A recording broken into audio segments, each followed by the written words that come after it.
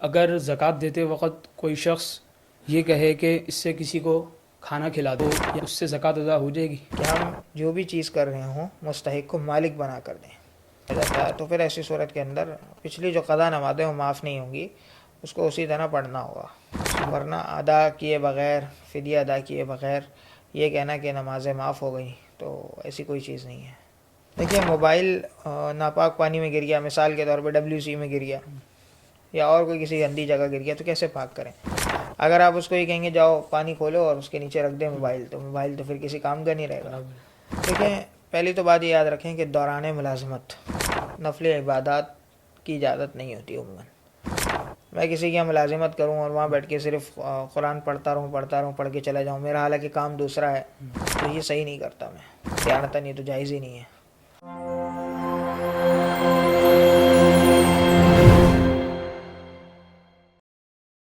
السلام علیکم ورحمۃ اللہ وبرکاتہ۔ میں ہوں ودین الہی، الرحمان اکیڈمی کے پروگرام آپ کے مسائل کے حل میں خوش آمدید۔ آج ہمارے ساتھ موجود ہیں مہمان گرامی مفتی عفنان صاحب۔ السلام علیکم ورحمۃ اللہ وبرکاتہ۔ وعلیکم السلام ورحمۃ اللہ وبرکاتہ۔ آج کچھ سوالات ہیں ہمارے پاس، انشاءاللہ تعالی مفتی صاحب سے شرعی رہنمائی حاصل کریں گے۔ سوالات کی طرف چلتے ہیں۔ بسم اللہ الرحمن الرحیم۔ مفتی صاحب، پہلا سوال یہ ہے کہ اگر زکوٰۃ دیتے وقت کوئی شخص یہ کہے کہ اس سے کسی کو کھانا کھلا دینا، یعنی کوئی بھی کام کا حکم دے رہا ہے، تو اس سے زکوٰۃ ادا ہو جائے گی؟ بسم اللہ الرحمن الرحیم، نحمدہ ونصلی ونسلم علی رسولہ الکریم، اما بعد۔ یہاں دیکھیں، یہاں دو باتیں ہیں۔ آپ نے سوال میں ہی کہا ہے کہ زکوٰۃ دیتے وقت یہ کہہ دیا کہ اس سے کسی کو کھانا کھلا دینا یا خود کھانا کھا لینا۔ تو دیکھیں یہاں بات اصل سمجھنے کی ہے کہ زکوٰۃ کا مقصد ہے مستحق کو مالک بنا کے دینا۔ اگر آپ نے مستحق کے ہاتھ میں زکوٰۃ دے دی کہ یہ آپ رکھ لو، تو ایسی صورت کے اندر زکوٰۃ ادا ہو گئی۔ آگے آپ نے کوئی کنڈیشن رکھ دی، مثال ہے کھانا کھا لینا، گھر کا بل بھروا لینا، بچوں کی فیس جو ہے تعلیمی اخراجات کر لینا، تو یہ باؤنڈ نہیں ہے کہ وہ یہ کرے، چاہے کرے اور چاہے نہ کرے۔ یہ تو وہ ہے کہ جب آپ نے مستحق کے ہاتھ میں دے دی اور یہ کہا کہ آپ اس سے کیا کرنا، کھانا کھا لینا، یا کوئی بھی آپ نے اس کے جو ضرورت تھی اس کا تذکرہ کر دیا۔ دوسری صورت یہ ہے کہ آپ نے کسی مستحق کو نہیں دی بلکہ کسی ایک تھرڈ پارٹی کو دی کہ آگے کسی مستحق کو کھانا کھلا دینا۔ تو دیکھیے جب آپ کھانا کھلا رہے ہوتے ہیں نا، تو اگر آپ کے پاس جو کھانا کھانے کے لیے لوگ آ رہے ہیں تو آپ کو یہ پتہ نہیں کہ یہ مستحق ہیں، پہلی بات تو یہ عمومی اگر آپ کھانا کھلاتے ہیں، اور اگر وہ مستحق ہیں بھی تو بھی تملیغ ضروری ہے۔ تملیغ کا مطلب ہے کوئی چیز ہاتھ میں دینا۔ جب آپ دسترخوان بچھا کے یا ویسے کھانا سامنے رکھ کے کھلاتے ہیں تو اس میں اباحت ہوتی ہے۔ اباحت کا مطلب ہے جتنا کھا لیا، نہیں کھایا، تو اس میں تملیغ نہیں ہوتی۔ تملیغ کا مطلب ہوتا ہے میں چاہوں یہاں کھاؤں، چاہے گھر لے جاؤں، چاہے کسی اور کو دے پیک دوں۔ کر کے اگر دے دیا اس کو، تو ایسی صورت کے اندر چونکہ اس میں کھانا آگے تھرڈ پارٹی کو آپ نے دیا کہ آگے کھانا کھلا دینا، تو اس میں زکوٰۃ نہ ادا نہ ہونے کا بھی امکان رہتا ہے۔ اور بہت ساری صورتیں ایسی بھی ادا نہیں ہوتی، جیسے میں نے آپ کو بتایا غیر مستحق کو کھلا دیا یا اباحتاً سامنے رکھ دیا کھا لو۔ تو اس لیے چونکہ مالک بنانا ضروری ہے، اس لیے بہتر یہی ہے کہ ہم جو بھی چیز کر رہے ہوں مستحق کو مالک بنا کر دیں۔ اچھا، اسی کا ایک سوال یہ ہے کہ اگر کسی کو وکیل بنایا تھا کہ میں یہ زکوٰۃ کے پیسے آپ کو دے رہا ہوں، یہ کسی مستحق کو دے دینا، اب وہ خود مستحق بھی ہے، وکیل بنانے والے کو تو نہیں پتہ ہے کہ یہ مستحق ہے، لیکن اس کو اپنے آپ کے حالات پتہ ہے کہ میں مستحق ہوں، تو وہ اپنے لیے استعمال کر سکتا ہے وہ زکوٰۃ کی رقم؟ دیکھیں جب اس کو وکیل بنایا نا، وکیل اس بات کا بنایا کہ آگے کسی اور کو دے دینا، تو وہ خود نہیں رکھ سکتا اگرچہ وہ خود بھی مستحق ہے۔ البتہ اگر وہ زکوٰۃ لیتے وقت یہ کہہ دیتا کہ آپ مجھے پورا اختیار دے دو کہ میں اس کو اپنی ثوابدید پر اس کو خرچ کروں، یا جو ہے سامنے والا اس کو عمومی اختیار دے دیتا آپ اپنی مرضی سے جو چاہے کر لو، اس کو فقہائے احناف نے اپنی کتب میں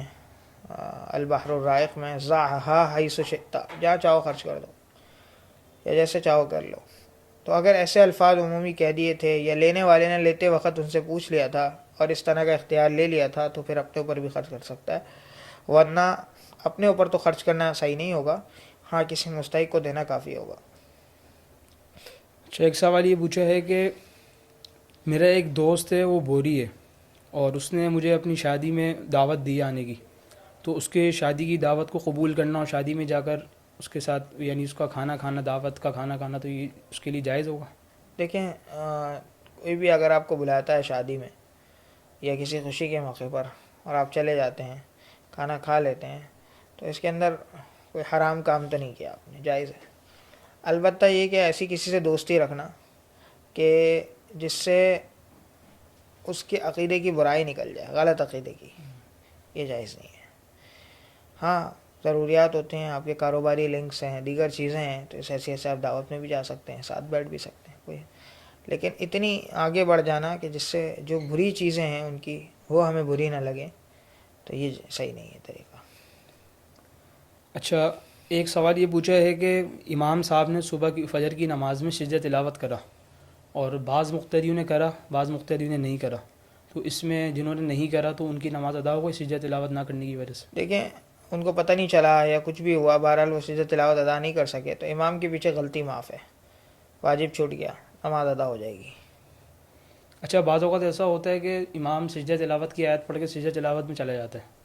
اور مقتدی پیچھے اپنی سنتیں پڑھ رہے ہوتے ہیں، تو ان پر بھی وہ نماز میں شامل نہیں ہوتے امام کے ساتھ، تو سجدہ تلاوت کا اس میں وجوب ہو گیا اس مقتدی پر؟ ہاں تو دیکھیں اس میں یہ کہ اگر وہ جو ہے اپنی سنتوں کے سلام پھیرنے کے بعد اسی رکعت میں شامل ہو جاتے ہیں تو ہو گیا تقریباً،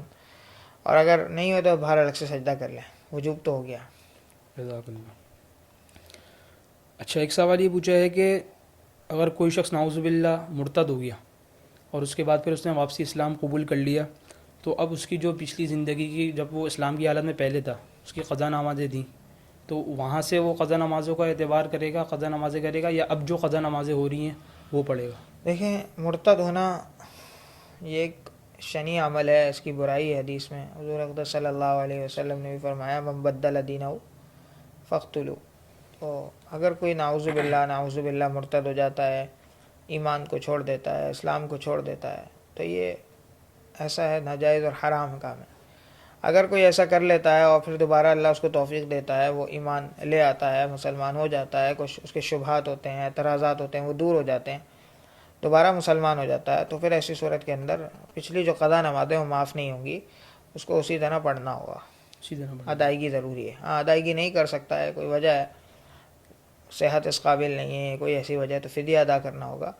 ورنہ ادا کیے بغیر، فدیہ ادا کیے بغیر یہ کہنا کہ نمازیں معاف ہو گئیں تو ایسی کوئی چیز نہیں ہے۔ اچھا، ایک سوال یہ پوچھا ہے کہ اگر کسی شخص کا موبائل کسی ناپاک پانی میں گر گیا، گیلا ہو گیا، تو اس کو پاک کرنے کا کیا طریقہ ہوگا؟ دیکھیے موبائل ناپاک پانی میں گر گیا، مثال کے طور پہ WC میں گر گیا یا اور کوئی کسی گندی جگہ گر گیا، تو کیسے پاک کریں؟ اگر آپ اس کو یہ کہیں گے جاؤ پانی کھولو اور اس کے نیچے رکھ دیں موبائل، تو موبائل تو پھر کسی کام کا نہیں رہے گا۔ تو ایسے جو الیکٹرانک آلات ہوتے ہیں، اگر دیکھیں آپ اوپر ہی اوپر اگر پانی لگا ہے صرف اسکرین پر یا صرف بیگ پہ، اندر نہیں گیا، تو اس کو کسی تھنر سے یا کسی لیکوڈ چیز سے اس کو اچھی طرح صاف کر لیں، صاف کر لیں گے تو صاف پاک ہو جائے گا۔ لیکن اگر اندر بھی چلا گیا تو پھر اسی طرح کسی تھنر سے یا جو موبائل کو صاف کرنے کے جو کیمیکلز آتے ہیں اس سے اس کو صاف کر لیا جائے، دھو لیا جائے، تو وہ صاف ہو جاتا ہے، پاک بھی ہو جاتا ہے۔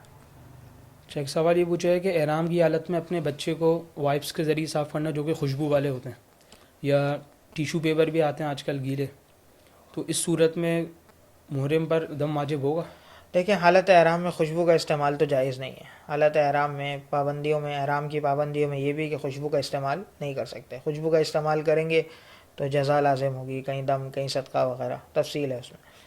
تو اگر وائپس کا استعمال کیا یا ٹیشو پیپر کا استعمال کیا اور ٹیشو پیپر خوشبو والا تھا، تو اب یہ دیکھیں ایک ہوتا ہے خوشبو کا آنا، صرف مہک ہے، بعض اوقات آپ نے دیکھا ہوگا مصری ٹیشو کے نام سے ٹیشو آتے ہیں، دیگر ہوتے ہیں کہ جب آپ ٹیشو کو کھولتے ہیں تو اس میں ایک ہلکی سی مہک ہوتی ہے، خوشبو ہوتی ہے، تو جو ایسی خوشبو ہوتی ہے نا، وہ اگر آپ نے اس سے صاف کیا تو اس سے تو کچھ بھی نہیں ہوگا، کیونکہ ہاتھ میں ہلکی سی مہک آئے گی، کوئی خوشبو کا کوئی جز، کوئی عین آپ کے ہاتھ پہ یا جسم پہ نہیں لگے گا۔ لیکن اگر گیلا ٹیشو ہے، گیلا ہے یا وائپس ہے جو بہت زیادہ گیلے ہوتے ہیں، بعض اوقات ہاتھ میں ایک جز آ جاتا ہے، اس کو آپ سونگیں باقاعدہ اور آپ محسوس کریں تو خوشبو لگ جاتی ہے، تو اس کے لگنے سے جزا لازم ہوگی، اور پھر دیکھ لیا جائے زیادہ لگی ہے کم لگی ہے، زیادہ لگنے کی صورت میں دم بھی آ سکتا ہے، کم لگی ہے تو اس میں صدقہ آ سکتا ہے، بعض صورتوں میں صدقۃ الفطر یا اس سے جو ہے ایک مٹھی گندم صدقہ، یہ ساری صورتیں ہو سکتی ہیں۔ یہ جب ہے کہ کتنا لگا ہے اور کتنے اس پہ لگا ہے، یہ ساری بات سامنے ہے۔ جزاک اللہ۔ اچھا، اگلا سوال یہ پوچھا ہے کہ ایک کمپنی کے شعبے کے ہیڈ نے اپنے ملازموں کو اس نے چھوٹ دے دی نماز ادا کرنے کی یا نفل پڑھنے کی دوران ملازمت، اب کمپنی کا ہیڈ چینج ہو گیا تو اب ان سے اجازت لینا ضروری ہوگی یا پہلی اجازت کافی ہوگی ملازموں کے لیے؟ دیکھیں، پہلی تو بات یہ یاد رکھیں کہ دوران ملازمت نفل عبادات کی اجازت نہیں ہوتی عموماً. میں کسی کی یہاں ملازمت کروں اور وہاں بیٹھ کے صرف قرآن پڑھتا رہوں پڑھ کے چلا جاؤں، میرا حالانکہ کام دوسرا ہے، تو یہ صحیح نہیں کرتا میں دیانتاً، یہ تو جائز ہی نہیں ہے. ہاں، اگر کسی کمپنی کے اندر کوئی شعبے کا ہیڈ ہے، ملازم ہے، کام تھا وقتی طور پہ ختم ہو گیا، اب آگے کام نہیں ہے، وہ آپ کو کہہ دیتا ہے کہ آپ پڑھ لیں، یا خاص موقع پہ اجازت دے دیتا ہے، جیسے جمعے کا دن ہے، سورہ کہف پڑھ لی، یا جو ہے عصر کے بعد کا وقت کچھ فارغ تھا، دعا مانگ لی، درود شریف پڑھ لی، کوئی خاص موقع پہ اجازت دے دیتا ہے، یا ایسے موقع پہ اجازت دیتا ہے جس سے کام میں جو ہے وہ خلل نہیں پیدا ہوتا، کوئی نقص پیدا نہیں ہوتا، تو پھر آپ کر سکتے ہیں، بالکل اجازت ہے. لیکن بس ڈیوٹی کے دوران جہاں پہ آپ وقت کے پابند ہوتے ہیں کہ اتنا وقت سے یہاں سے آتا وقت دینا ہے، تو اس وقت کو دیانتاً دینا ضروری ہے، اس کام میں صرف کرنا ضروری ہے. البتہ جو فرائض کے وقت ہوتے ہیں، فرض نمازوں کے جو وقت درمیان میں آتے ہیں، وہ ملازمت سے مستثنیٰ ہوتے ہیں، اس میں ہم اللہ کے حکم کے پابند ہیں. آزاد ہونے کے بعد سے نماز کے ختم تک ہمیں چاہیے کہ ہم وہ کام روک کر نماز کی تیاری اور نماز کی ادائیگی کا اہتمام کریں. اچھا، بعض اوقات یہ ہوتا ہے کہ ملازم ہوتا ہے، وہ نماز پڑھنے کے لیے جاتا ہے اور بیچ میں اپنے کام نمٹاتے ہوئے بھی آ جاتا ہے. تو دیکھیں، اس میں نے آپ کو کہا نفلی کام کی بھی عبادت کی بھی گنجائش نہیں ہے، تو اس لیے اگر آپ نے اپنا کام کرنا ہے تو دیکھیں، بعض کمپنیوں میں تو ایسا ہوتا ہے کہ ہم نے لیبر لاء میں دیکھا ہے کہ آپ کو 1 گھنٹہ چھٹی ملتی ہے کھانے کی، نماز کی، تو اس میں آپ کو لمیٹڈ ٹائم ہے کہ آپ نے 1 گھنٹے میں 1.5 گھنٹے میں سارے کام کرنے، تو پھر تو آپ کر سکتے ہیں، آپ کے پاس اگر وقت میں گنجائش ہے. لیکن اگر آپ اس جو لمٹ ہے اس کو کراس کر رہے ہیں، تو پھر آپ صراحتاً اجازت لیں کہ میں جا رہا ہوں، اس طرح مجھے کام ہے، کام کرتا ہوا آؤں گا، تو اجازت لے کے جائیں، ورنہ صحیح نہیں ہے اس طرح کرنا. جزاک اللہ مفتی صاحب، قیمتی وقت دینے کا شکریہ. اجازت چاہوں گا، اللہ تعالی ہم سب کو مسائل سیکھ کر اس پر عمل کرنے کی توفیق عطا فرمائے. السلام علیکم ورحمۃ اللہ وبرکاتہ. وعلیکم السلام ورحمۃ اللہ.